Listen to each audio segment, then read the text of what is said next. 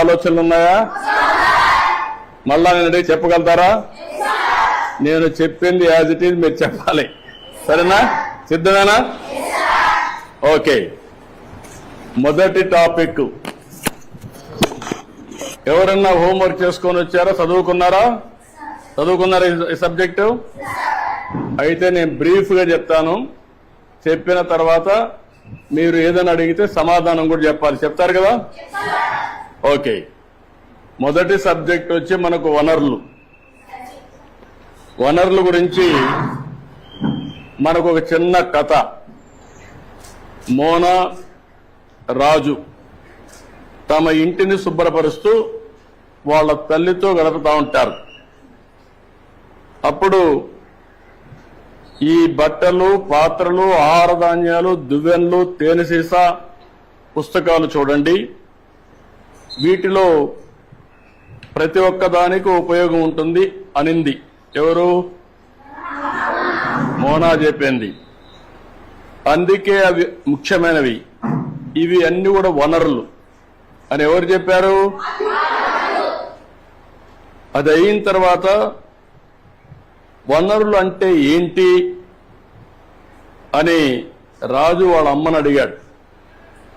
అడిగినప్పుడు వాళ్ళ అమ్మ చెప్పింది ఏం చెప్పిందంటే, మన అవసరాలు సంతృప్తి పరచడానికి ఉపయోగపడేది ఏదైనా సరే అది ఏమంటారు? వనరులు అంటారు. మీ చుట్టూ ఒకసారి పరిశీలిస్తే అనేక వనరులు మీరు గమనించవచ్చు. తాగేదానికి ఏం కావాలంటాం? తాగినప్పుడు దాహం వేసింది, ఏం చేస్తారు మీరు? వాటర్ తాగుతారు. తాగినప్పుడు దాన్ని ఏమంటారు? అదే సమయంలో మీ పాఠశాల అయిపోయింది, ఇంటికి పోవాలి. దేంట్లో పోతారు మీరు? బస్సులో పోతారు. దాన్ని ఏమంటాం? వనరులు అంటాం. అదే సమయంలో మీరు చదివే పాఠ్య పుస్తకాలు, దాన్ని ఏమంటారు? ఎందుకు వనరు అంటున్నారు? ఉపయోగపడుతుంది కాబట్టి. మీ నాన్న ఇంటికి పోతానే మీకేదో తినిబండారం ఇస్తాడు. దాన్ని తాజా కూరగాయలతో కూడా తయారు చేస్తాడు. దాన్ని ఏమంటారు? వనరులు అంటారు. ఎందుకు? ఉపయోగపడుతుంది. నీరు, విద్యుత్, అదే మాదిరిగా బస్సు, కూరగాయలు, పాఠ్య పుస్తకం, ఇవన్నీ కూడా వనరులు. ఇవన్నీ కూడా తయారు చేసినప్పుడు నేరుగా గాని వస్తువులతో తయారు చేస్తారు. అవునా కాదా అని అడుగుతున్నా మిమ్మల్ని. ఇది రావడానికి తయారు చేసే అన్ని కూడా వనరులే. అవునా కాదా? కాబట్టి ఏదైనా ఒక వస్తువు వనరులుగా ఏ విధంగా మారుతుంది అని రాజుకు అనుమానం వస్తుంది. రాజుకు అనుమానం వస్తే వాటికి విలువ ఉన్నప్పుడే వస్తువులు వనరులుగా మారతాయి. ఉపయోగం ఉన్నప్పుడే వనరులు అనుకుంటాం. ఉపయోగం లేకపోతే మనం అది వనరులుగా పరిగణించాం. అవునా కాదా? అంటే విలువ ఉంటేనే వనరులు, విలువ లేకపోతే అది వనరులు కాదనేది మన అభిప్రాయం. అవునా కాదా? అంటే ఈరోజు మనం గుర్తుపెట్టుకోవాల్సింది, విలువ అంటే వినియోగ అర్హత, ఉపయోగం ఉండాలి విలువ అంటే. అవునా కాదా? అదే సమయంలో మీరు ఒకటి గుర్తుపెట్టుకోవాలి, లోహాలు ఉంటాయి, కొన్ని విలువ కలిగి ఉంటాయి. మీరు ఇంకా చదువుకుంటా ఉంటే, నాలెడ్జ్ని పెంచుకుంటూ పోతే మీకు అనేక విషయాలు తెలుస్తూ ఉంటాయి. ఈరోజు రాళ్ళు రెప్పలు ఉంటాయి, అందంగా ఉంటాయి, దానికి విలువ ఉండకపోవచ్చు. కానీ రెండూ కూడా ముఖ్యమైనటివే. మానవ సహజ వనరుల్లో ఇంకొక విధంగా అవసరాలు తీరుస్తాయి. ఇప్పుడు రాయి ఉంది, మీకు ఉపయోగపడదు, కానీ రాయి వల్ల ఏమవుతుంది? కంకర తీస్తారు, అక్కడ కూడా ఉపయోగపడుతుంది. ఈ విధంగా వనరులుగా పరిగణిస్తాం. సమయాన్ని బట్టి వనరుల యొక్క విలువ పెరుగుతుంది. అవునా కాదా?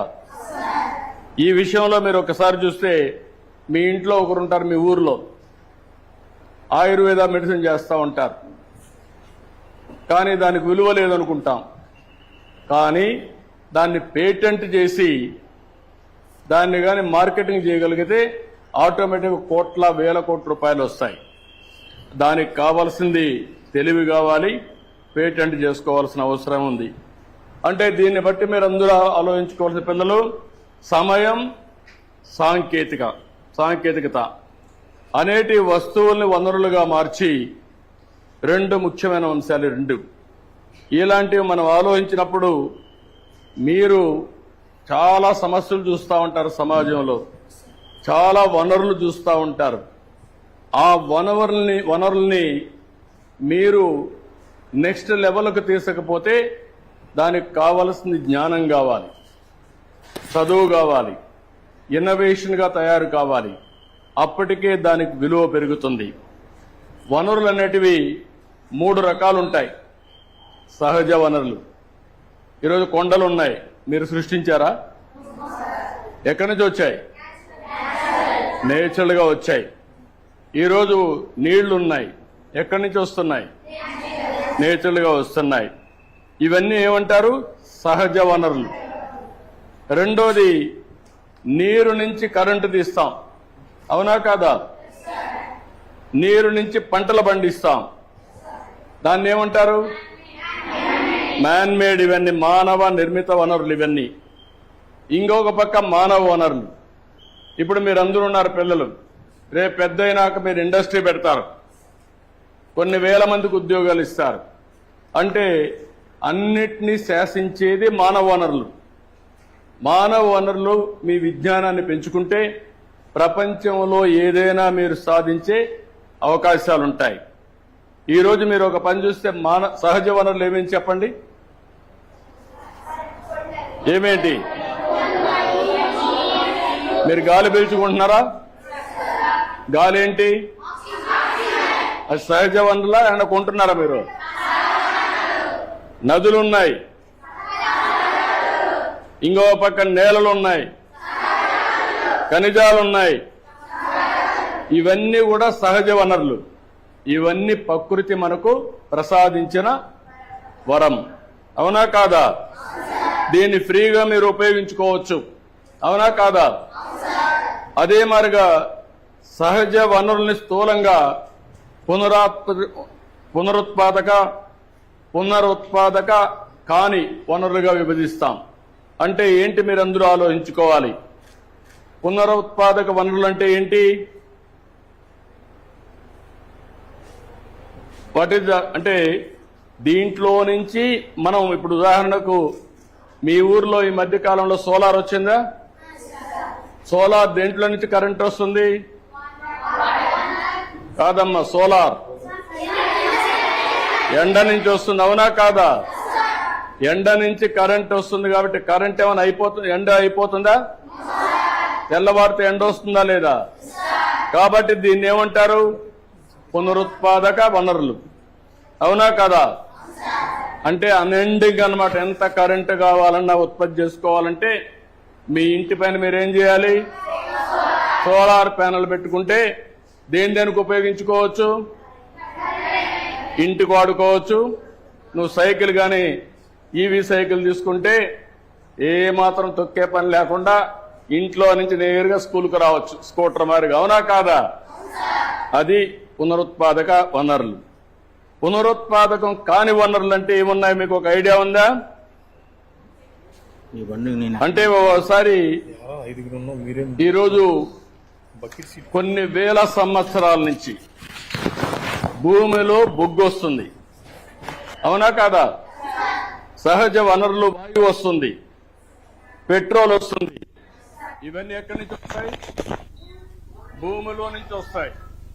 అవి ఎన్ని సంవత్సరాలు, కొన్ని యుగాలుగా, తరాలుగా ఉండి అక్కడి నుంచి అభివృద్ధి అవుతాయి, అవునా కాదా?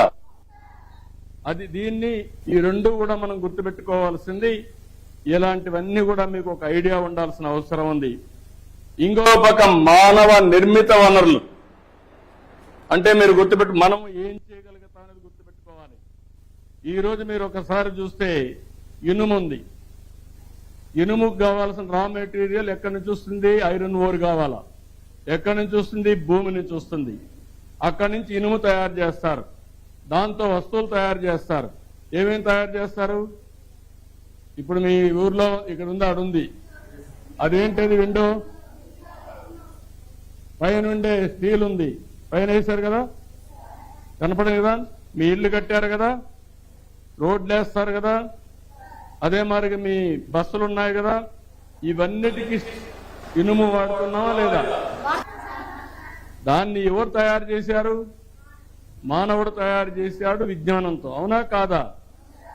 ఈ విషయాలు మీరు గుర్తుపెట్టుకోవాల్సింది ఏంటంటే, ఇక్కడ ఎప్పటికప్పుడు మనం గుర్తుపెట్టుకుని మానవ నిర్మిత వనరులు ఏమున్నాయి, సహజ వనరులు ఏమున్నాయి, పునరుత్పాదక వనరులు ఏమున్నాయి, పునరుత్పాదకం కాని వనరులు ఏమున్నాయో మనందరికీ ఒక ఐడియా రావాల్సిన అవసరం ఉంది. ఇక్కడ మానవ వనరులు అనగానే జ్ఞానం, నైపుణ్యం, సాంకేతిక కలిగిరి, మనం కొత్త విషయాలకు ఆవిష్కరణ గాని మనం ఏ విధంగా ఉపయోగించుకోవాలో ఇవన్నీ ఉపయోగించుకోవాల్సిన అవసరం ఉంది. మానవ వనరులు అనగానే విద్య, ఆరోగ్యం, ఇవన్నీ విజ్ఞానాన్ని చదువు ద్వారా రోజు రోజుకు పెంచుకుని మీరు సహజ వనరుల్ని మానవ నిర్మాత్మకమైనటువంటి ప్రయోగాలు చేసి మీరు దాంట్లో నుంచి వాల్యూ అడిషన్ తీయాలి. ఇంకొక పక్కన మీకు